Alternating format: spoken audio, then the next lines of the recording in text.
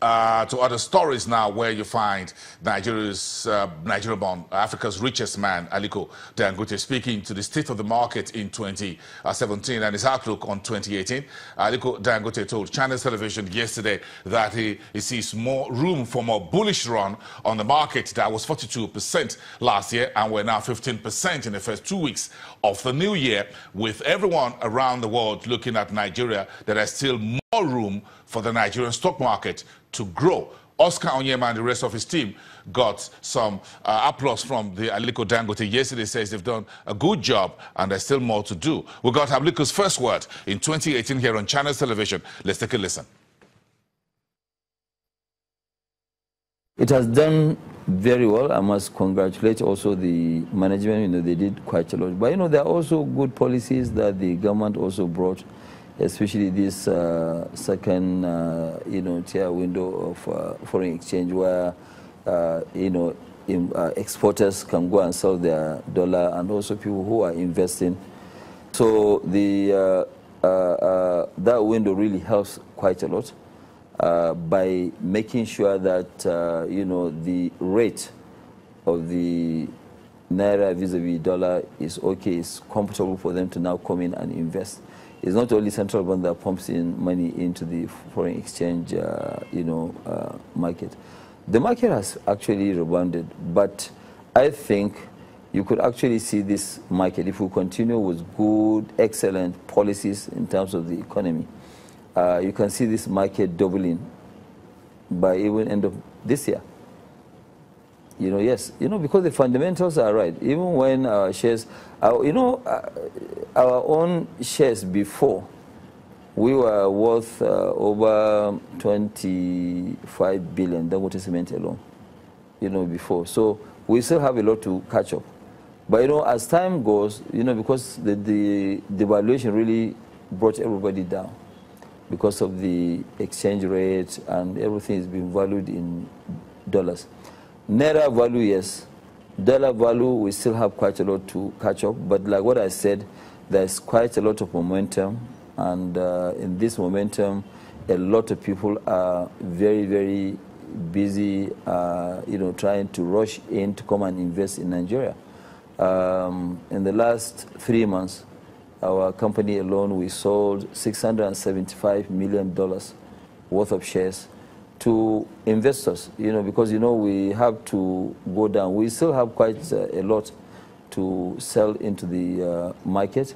And the time right now is very good for people who really want to invest in the market. I think it's not that the market has actually grown to a certain level. No, the market has just started.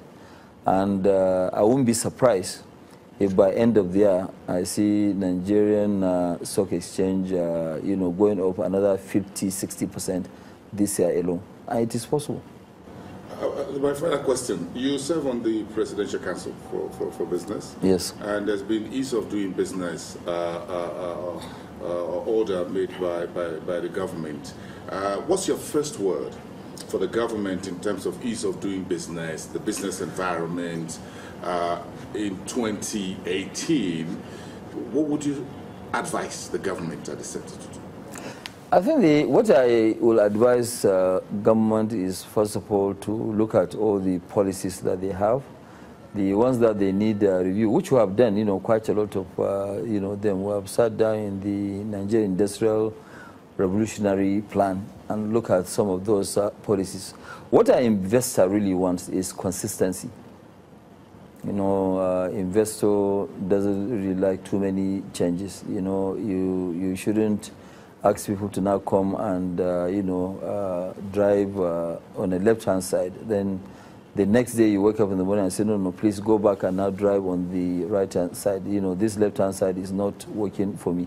So what I'm just saying is that if there are policies of government, those policies should be allowed to run for a while before government just try to change them. So consistency in policies is key to, investment. Also, stable exchange rate is also very, very important. The areas where you ask, where would I now ask government, advise them to look at, is an area to do with maybe, you know, our ports. There's still some few issues. They've done very well, but I think by the time we finish the road network, that will help quite a lot. But, you know, the port charges today, government needs to review with all the people who have actually, you know, got the concession. I mean, we also got a concession, but I think the charges and co, which this concession, people who got the concessions that are charging is high. So that one is also going to help in terms of ease of doing business. Then the other one that we have to look at is to look at areas, you know, all this multiple taxation.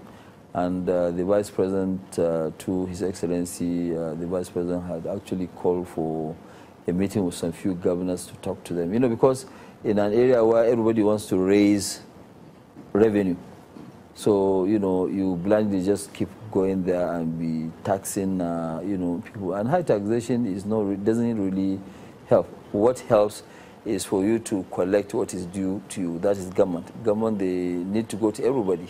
Not only to go to some few people and collect their taxes. They need to go to everywhere and collect, so that people will be playing on a level playing field. Aliko Dangote, Nigerian-born, Africa's richest man. A bit of a business and markets thoughts from him to start the new year. When we come back after the break, we'll get to the business of broadband technology. You need a broadband, you need fiber optics. We need all of this, not just to run financial technology, what you call fintech, but also to run the entire gamut of the economy. So we've got Funke Okweke, who is the CEO of Main One Cable Nigeria, to talk to us here on what her thoughts are around the laws and regulations and the environment in which we do business of broadband in Nigeria, and of course her thoughts on how all of this come together into the state of the Nigerian economy. We'll be right back in 2 from Funke Okweke for you.